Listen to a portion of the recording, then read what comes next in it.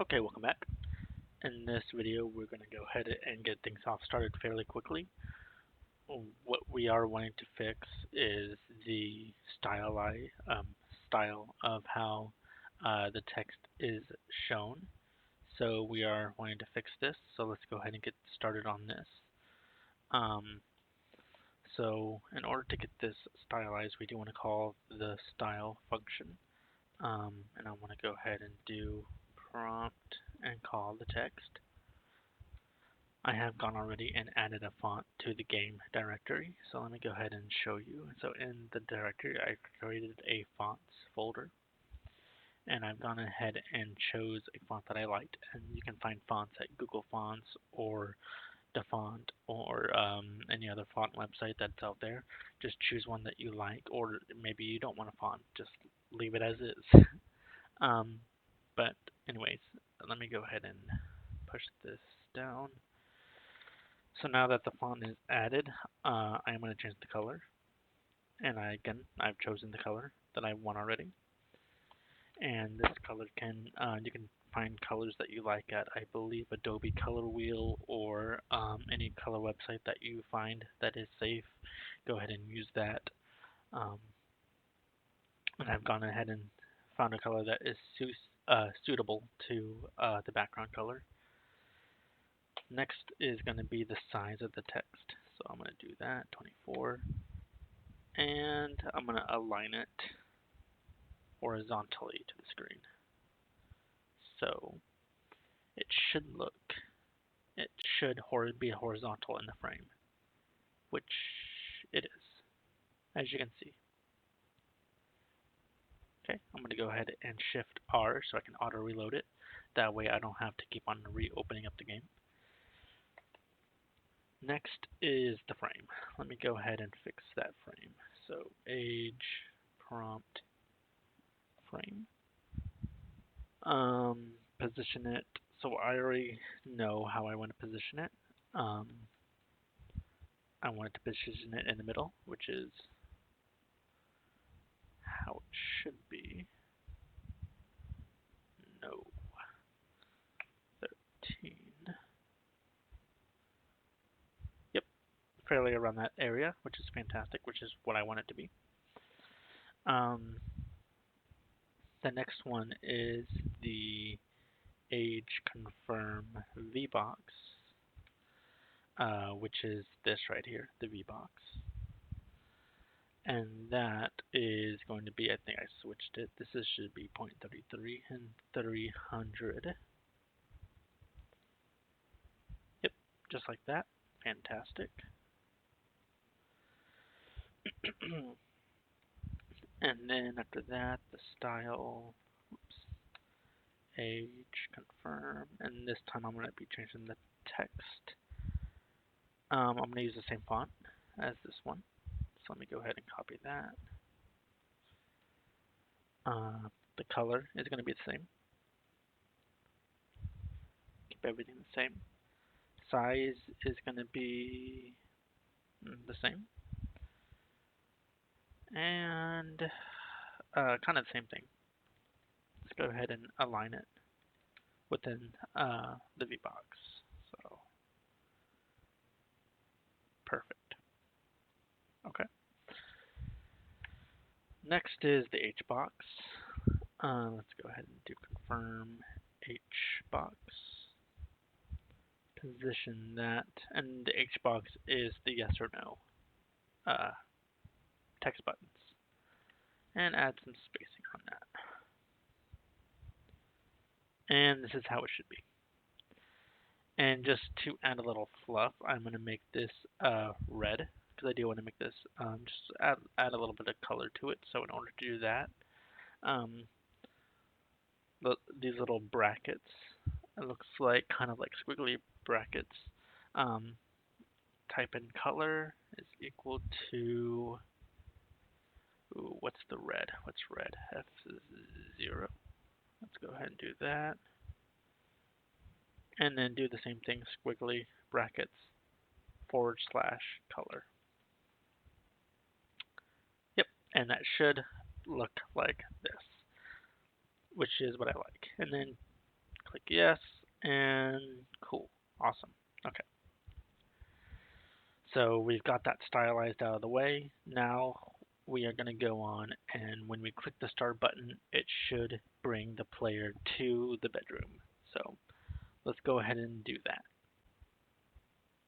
Okay, so let's go ahead and get this part started, well, this section of the video started.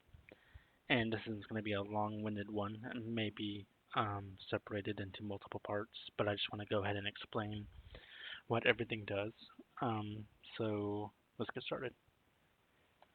So in label start, I'm going to go ahead and initialize the game class, which is going to be actually YouTube VN. Okay. The next thing I want to do is create a time of day function, and it's going to just get, oh, whoops. It's just going to be initialized at day. The next one is going to be a player class, just initialize the player. So it's going to have a name of player name. And then after that, we're going to add in a location for the player of where the player is going to start. And of course, we're going to get this all set up in a different function, so in a different file. So bedroom, and then we're just going to just jump to the bedroom. Okay. So then of course let's create a label called bedroom, and this is where add code here. Okay.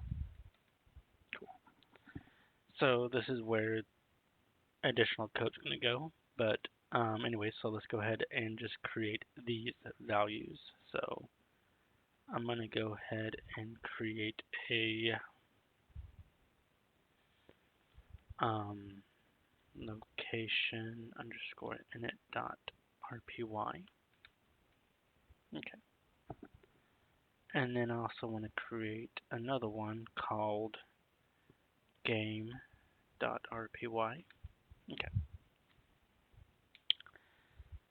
So init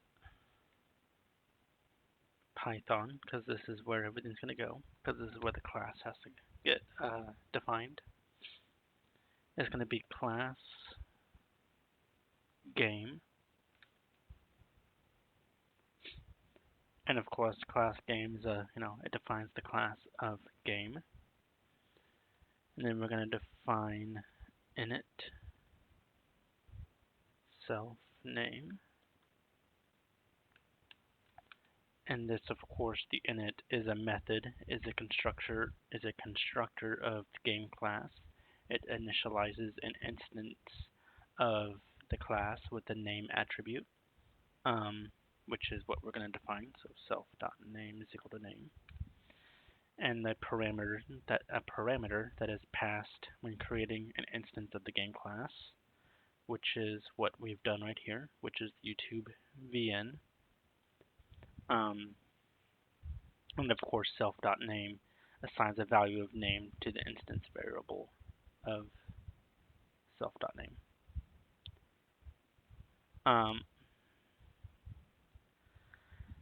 The next thing that we want to do is I want to create a main class, a main method of game.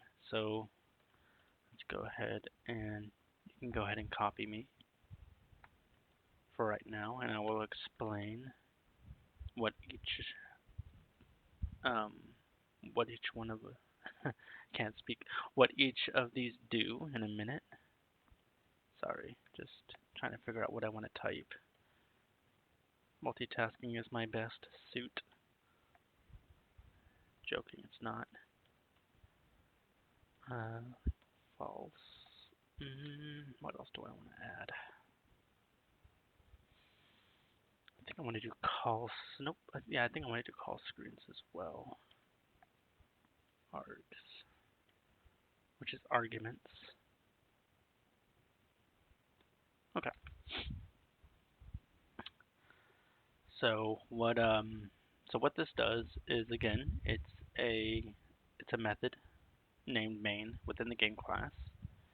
And obviously this method has several parameters. The clear return stack true. That's a Boolean parameter. What that does is just obviously it returns the stack, the clear stack, if it's true or not. The location, the current location is none, obviously.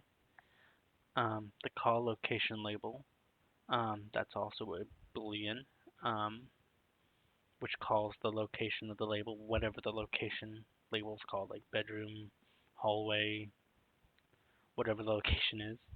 And the arguments, the screen arguments, whatever the screen has, like call screens, which is a list parameter. Excuse me. So let's go ahead and add to this.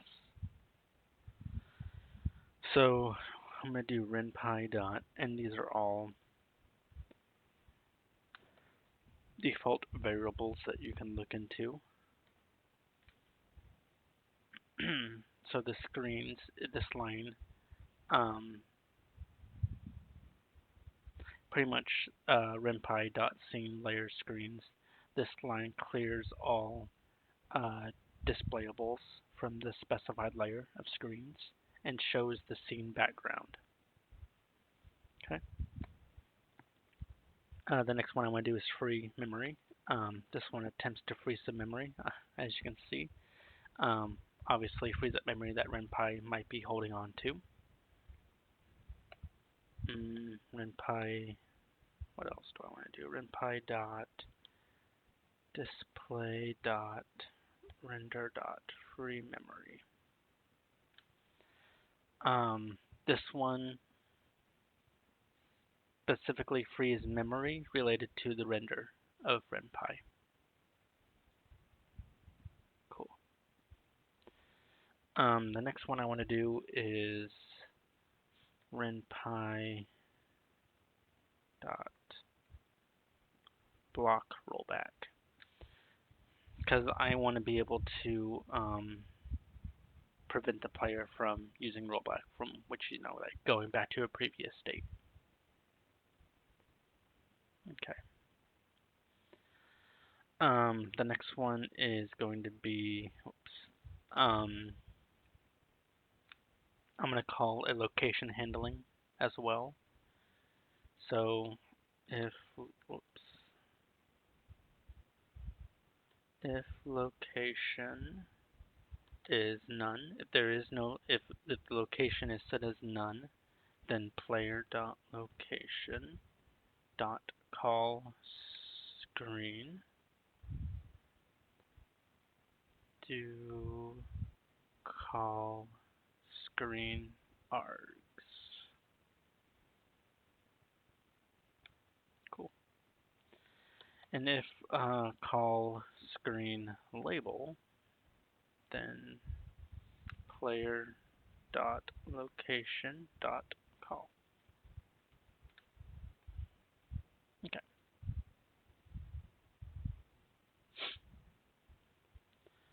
So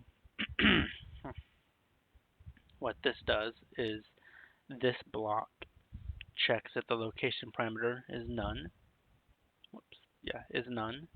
And if the location is none, then it calls the call screen method of player.location, passing the call screen args. If the call location label is true, if it's a true, that because this is a Boolean, so if it's true, then it's going to call the player.location. And we will set, obviously we need to create a player class and a location class as well. So pretty much, again, we just created a game class, which is initialized with name. The main method, which performs several tasks. One of it is to, this one Um, this right, whoops, what am I doing? This right here clears the screen layer.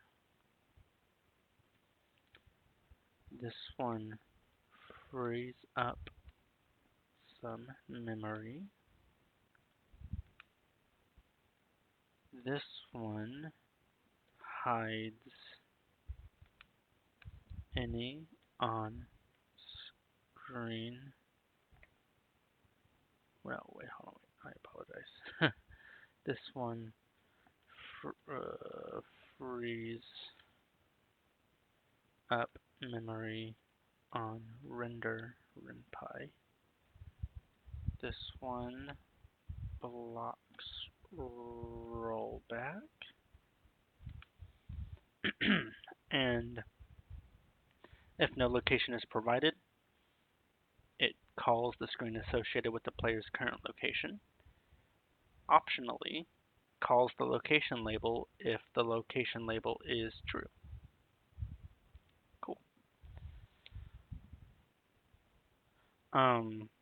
We are hitting that 15-minute mark, up to that 15-minute mark, I think.